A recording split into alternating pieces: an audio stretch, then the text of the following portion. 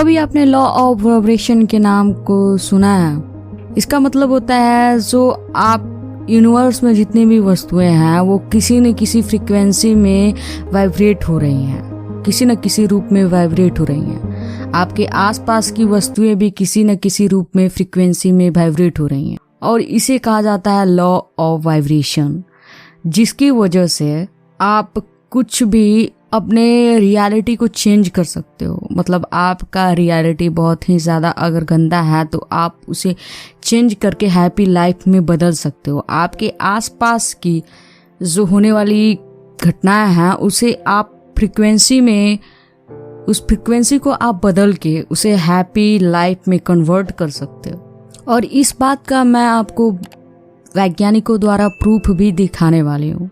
साइंटिस्टों का कहना है कि जो इस दुनिया में है सभी की अलग फ्रीक्वेंसी है और हम सब एक फ्रीक्वेंसी के समुद्र में हैं जो हम अपने थॉट्स मतलब अपने सबकॉन्शियसनेस से बदल सकते हैं। जो हमारे आसपास की चीज़ें हैं, कार, टेबल, चेयर, सबकी अलग अलग फ्रीक्वेंसी होती हैं और हमारी भी इसी तरह की फ्रीक्वेंसी है जो हमें इस पूरे यूनिवर्स से कनेक्ट करती है। जैसे कुछ इस तरह आप समझ लो कि आप ए पर्सन हो और जेड पर्सन, तो मतलब ए से जेड तक का पूरा पर्सन कनेक्ट है। मतलब ये दुनिया की पूरी वस्तुएं एक दूसरे में कनेक्टेड हैं।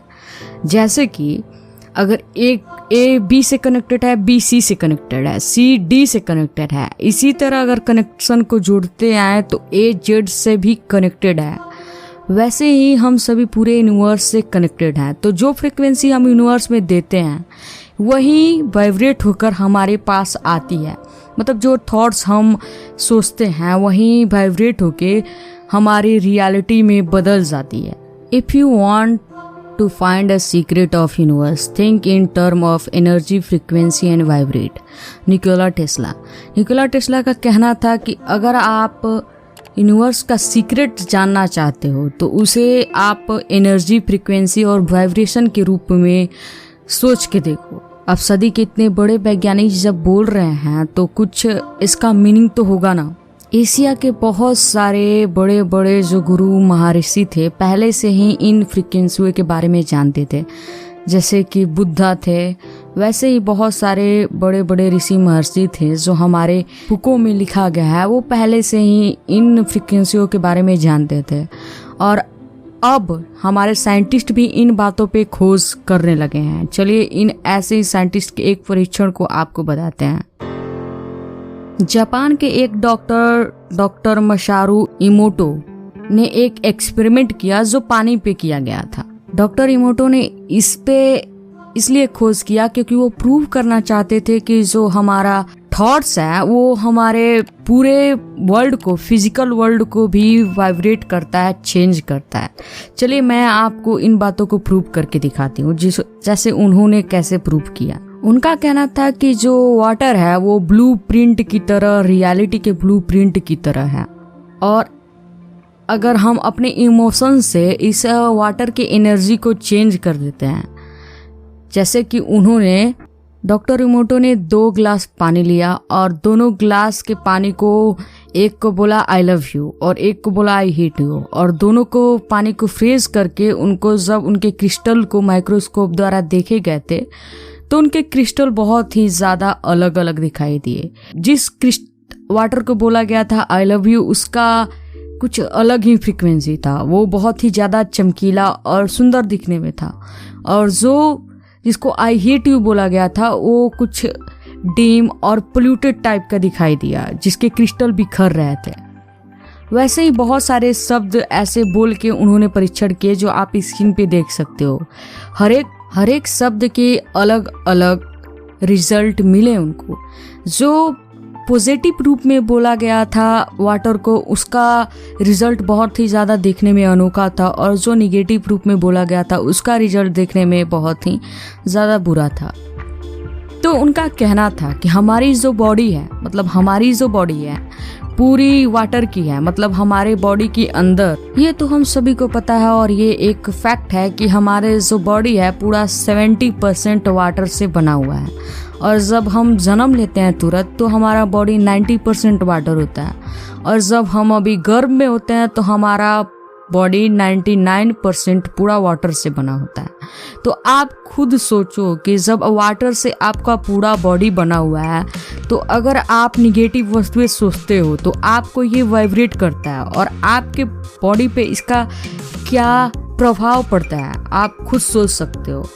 और उनका एक बात ये भी कहना था कि जब हम मेडिटेट करके और इस वाटर को मेडिटेट करके एक ग्लास वाटर लेके और उसे जब हम कुछ भी शांत विचार से बोलते हैं तो वाटर का क्रिस्टल्स जो है सबसे ज़्यादा चमकदार होते हैं। मुझे पता है कि आप ये ज़रूर सोचोगे कि हम इसका कैसे अपने लाइफ में उपयोग कर सकते हैं, तो मैं आपको ट्रिक बताती हूँ जिसकी वजह से आप अपनी वाइब्रेशन को यूज़ कर सकते हो और अपनी लाइफ को भी ज़्यादा हैप्पीनेस में बदल सकते हो। मैं ये नहीं कह रही कि आपको ये करते ही डायरेक्ट ही बस सब कुछ चेंज हो जाएगा, कुछ भी जल्दी से चेंज नहीं हो जाता, उसे टाइम लगते हैं। बट आप अपने लाइफ को धीरे धीरे ऐसे करके चेंज कर सकते हो, अपने फ्रीक्वेंसी को बढ़ा सकते हो, पॉजिटिव एनर्जी में चेंज कर सकते हो। उसके लिए पहले आपको ग्रेटिट्यूड दिखाना होगा उन सभी वस्तुओं के प्रति जिनको आप थैंकफुल हो। मतलब अगर आप जो भी आपके दिन भर में जो अच्छी घटना आपके साथ घटती है उसे अगर आप बुक में या फिर कॉपी पे कहीं पे लिखते हो, जैसे सेल्फ डायरी लिखना होता है वैसे लिखते हो, तो वो आप हमेशा ही अपने पास रखते हो।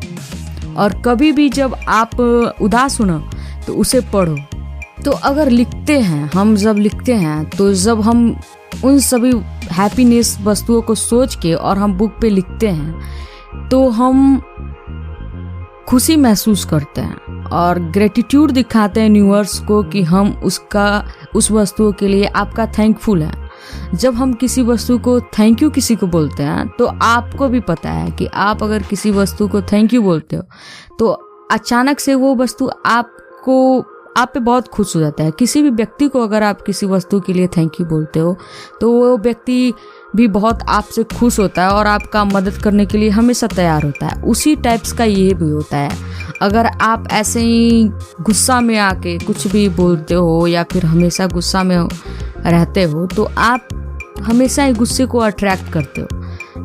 ऐसा ही यूनिवर्स है, जो फ्रीक्वेंसी हम बाहर भेजते हैं वही वाइब्रेट होके फिर से फ्रीक्वेंसी फिजिकल रूप में आती है। तो आपको सिर्फ ये चेंज करना है कि जब आप कुछ भी करो ना तो बस जो हैप्पीनेस है उसे सोचो, जो आप थैंकफुल हो उसे यूनिवर्स को दिखाओ कि आप इस वस्तु के लिए थैंकफुल हो।